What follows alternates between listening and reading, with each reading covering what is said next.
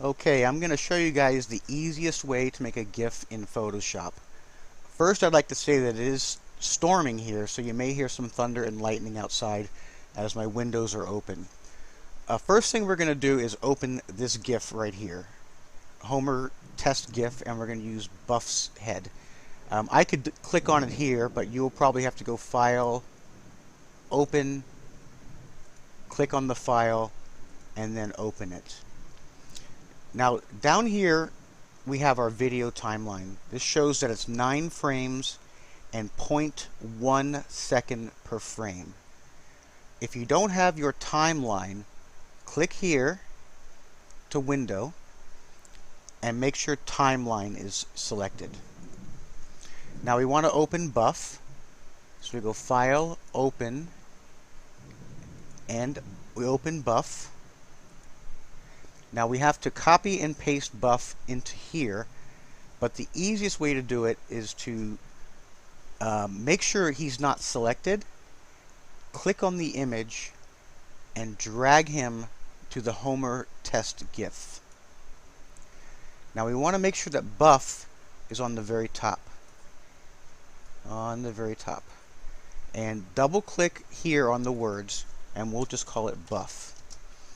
Now the secret to this whole thing is making sure that Buff is a smart object. The easiest way to convert him to a smart object is to right click on the Buff layer, convert to smart object. That is the key to this whole thing. Now we want to turn this from a frame animation. This is a frame animation. You can see Homer just does this leap in the air. And let me play it so you'll see that it does just loop. What we want to do is convert this to a video timeline. We don't want to work in frame animation. So you click on this button right here and you can see Convert to Video Timeline pops up. Now that converts it to a video timeline, and I'm going to click this larger mountain to zoom into the video timeline. And we'll go to about there. Now, if you remember, it was 0.1 frames per second, but this puts it at 30 frames a second. So we have to change the frame rate. To do that, you click on these lines, and I hope I remember this. Set timeline frame rate. And we want, since it's 0.1 per frame, that is 10 frames per second. So we convert it to 10 frames per second. And now we have to zoom in a little bit more again. And that's as far as we can zoom in. And if we zoom down or scroll down here, you can see there's all 9 layers of Homer, starting at 1 and going to 9. And we have Buff on top. So now that we have him as a smart object and a video timeline, we're ready to start on our GIF. Now I'm going to scroll in using my mid mouse button, or you can use Control+. So I zoom in and we take Buff, and what we have to do is make what's called a keyframe. In order to make a keyframe, we click on this arrow next to Buff, and we're doing a transformation keyframe. What that means is we're going to resize and rotate Buff, so it's a transformation. We're not going to do anything to the opacity, and don't even worry about styles. So now we want to transform his head so that it covers Homer's head a little better. And in order to do that, we go Edit, Free Transform. The keyboard shortcut to that is Control-T. So we click that and grab a corner to where it does these double lines.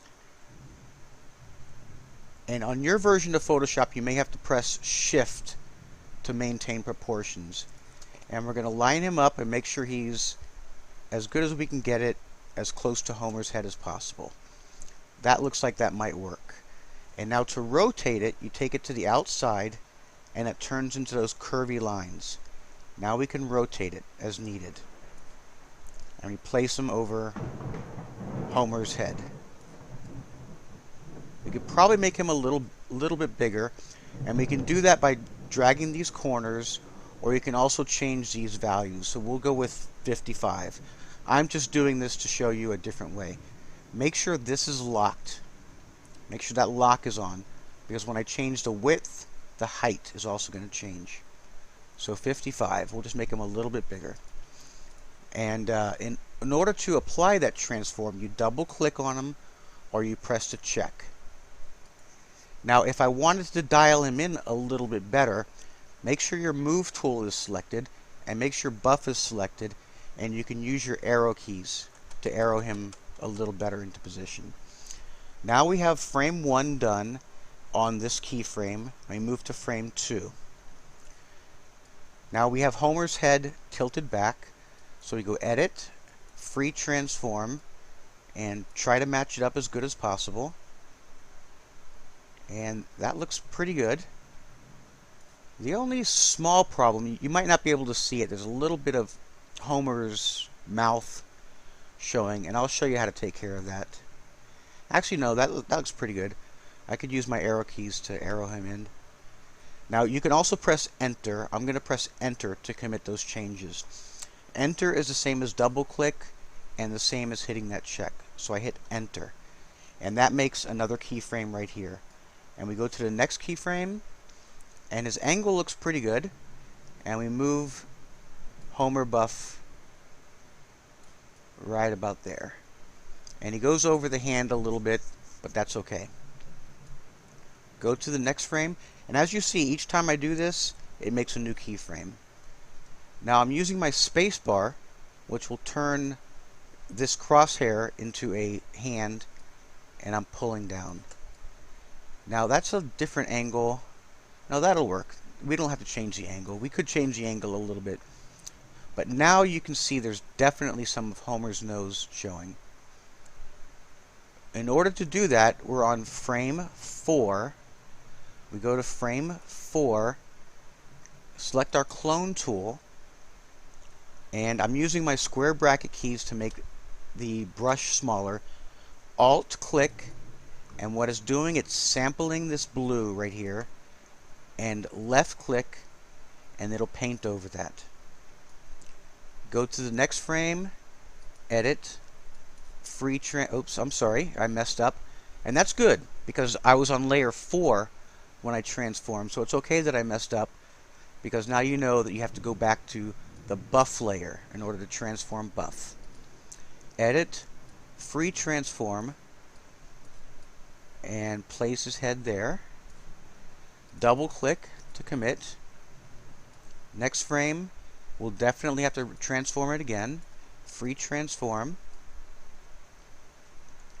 And there's a little bit of Homer's nose showing, so we're on 1, 2, 3, 4, 5, 6, 6th frame. Grab the clone tool, alt click to sample, left click to paint. Frame 7, make sure we're on buff again, edit, free transform, and there we go. A little bit of Homer's nose or mouth or whatever the hell that is. Alt, make sure you click on that layer, alt click, and paint it away. Make sure we're on buff, and I'm just using the move tool this time. This is the move tool, because the angle to me looks pretty good, and it still makes a keyframe. And we go to the last frame. Let me just check this out. Between this frame and this frame, Homer's head moves back just a little bit. So we'll angle Buff's head just a little bit back.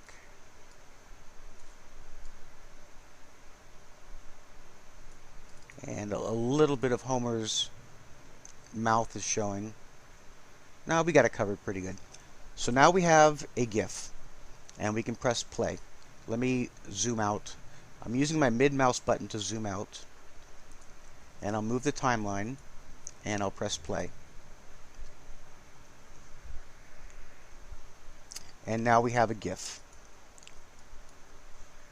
Excuse me. Now what we have to do is export it to a GIF file. And in order to do that, we go File, Export, Save for Web Legacy. Make sure this is set to GIF. Now, I'm not going to get into the GIF settings, but these are some general ones that I use. I sometimes use pattern, but I'm using noise right now. You can learn this stuff later, and it's 480 by 480. But what you're going to have to do is make sure that the looping options is set to forever, because as it was set to once. If it's set to once and you save it, the GIF will play once and it will never play again. So make sure it's set to loop forever. Now we can save it, and we have to find our destination location, which is buff. And I think my hard drive went to sleep. There we go, it woke up.